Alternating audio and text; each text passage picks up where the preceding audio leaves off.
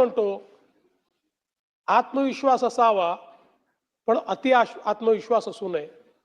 तसंच आपण सगळे श्रद्धा मानणारे लोक आहोत. आपण अश्रद्ध लोक नाही आहोत.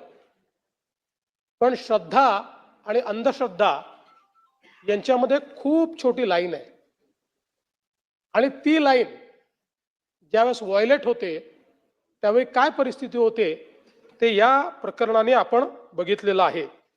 आणि म्हणून एक प्रकारे अंधश्रद्धेमध्ये कशा पद्धतीनं विवेक हरवतो हे आपल्याला या प्रकरणात पाहायला मिळालेलं आहे. आपला महाराष्ट्र संत ज्ञानेश्वर माऊली, जगद्गुरु तुकाराम महाराज, संत एकनाथ महाराज, राष्ट्रसंत तुकडोजी महाराज, संत सावतामाळी, संत नरहरी सोनार, संत गोरा कुंभार, संत चोखामेळा, संत गुलाबराव महाराज, संत गाडगे बाबा, संत सेवालाल महाराज, अशी एक थोर परंपरा असलेला आपला महाराष्ट्र आहे.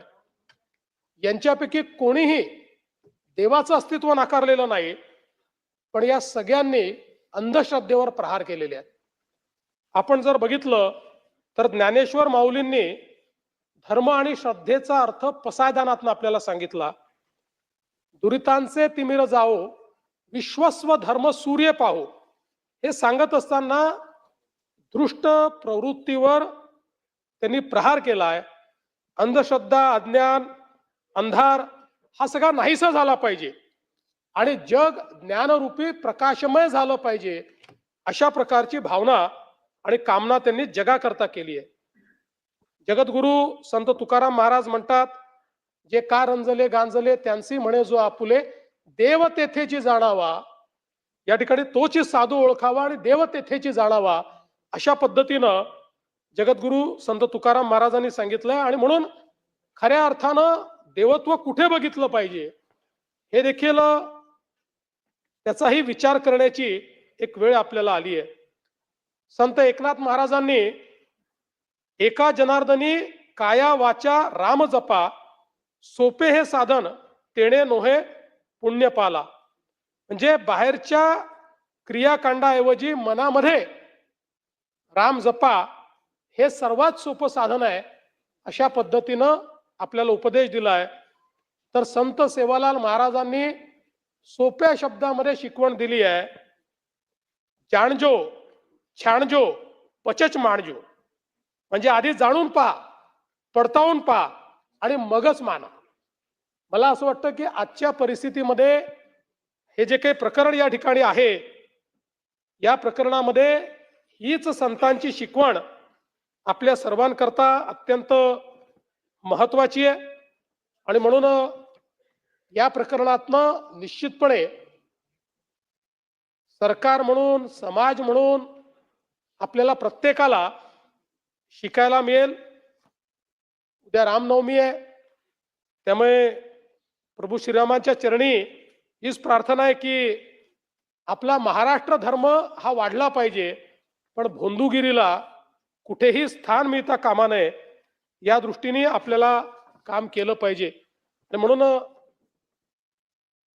आपल्याकडे काही चांगले मुद्दे देखील मांडण्यात आले. जादूटोणा विरोधी जो आपला कायदा आहे त्याचे नियम झाले नाहीत, हा विषय या ठिकाणी आला. आणि हे खरंच आहे, मी त्याची माहिती घेतली असता त्याचे नियम हे अंतिम टप्प्यामध्ये आहेत. लॉ अँड ज्युडिशरीने त्याला मान्यता दिली आहे, पण ते नियम नसले तरी सेक्शन 3 ऍक्टिव्हेट असल्यामुळे नियमांचा त्याच्यात अडसर येत नाही.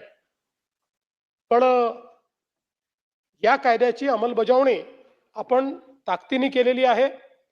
याही प्रकरणामध्ये आपण या कायद्याची अंमलबजावणी केली आहे. आणि आपल्याला माहिती आहे, जादूटोणा करून जर समस्या संपल्या असत्या तर या भोंदू खरातला आपण ट्रम्पचाच ॲडवायझर नेमला असता. म्हणजे सुरक्षा सल्लागार म्हणून हे सगळेच विषय त्या ठिकाणी संपले असते. आणि मग युद्ध जे आहे ते आपण ड्रोन ऐवजी लिंबू मिरचीने लढलो असतो. आणि मग पाकिस्तानच्या दहशतवाद्यांना इथे बसूनच आपण चाचण्यांनी संपवून टाकलं असतं. आणि मग सीमेवर सैनिक पाठवण्याची आवश्यकता नसती पडली, 5-10 भोंदूबाबा पाठवले असते आणि आपली सीमा ही एकदम त्या ठिकाणी नीट झाली असते. आणि सगळ्यात महत्वाचं, आपल्याला अशी जी प्रचार सभाच घ्याव्या लागल्या नसत्या.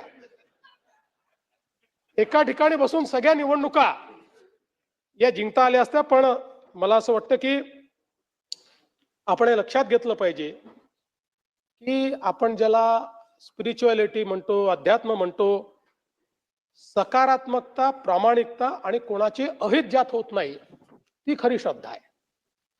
ज्यात दुसऱ्याचं अहित होतं ही कधी श्रद्धा असू शकत नाही, ती अंधश्रद्धा आहे. आणि याच्या विरुद्ध निश्चितपणे मोठ्या कडक पद्धतीनं राज्य सरकार कारवाई करेल. मी काल आपल्याला निवेदन केलं त्यानंतरही माहिती खूप आली आहे आणि अजून प्रॉपर्टीजचे डिटेल निघतायत, वेगवेगळे कांड बाहेर निघतायत. त्यामुळे मला असं वाटतं की म्हणजे हा शब्द योग्य नाही, पण या ज्या सुरस आणि चमत्कारिक कथा आहेत त्या अजून काही दिवस जोपर्यंत पूर्ण त्याची चौकशी होत नाही तोपर्यंत सुरू राहतील. आज हे जे काही 15-17 विभाग या ठिकाणी अंतिम आठवडा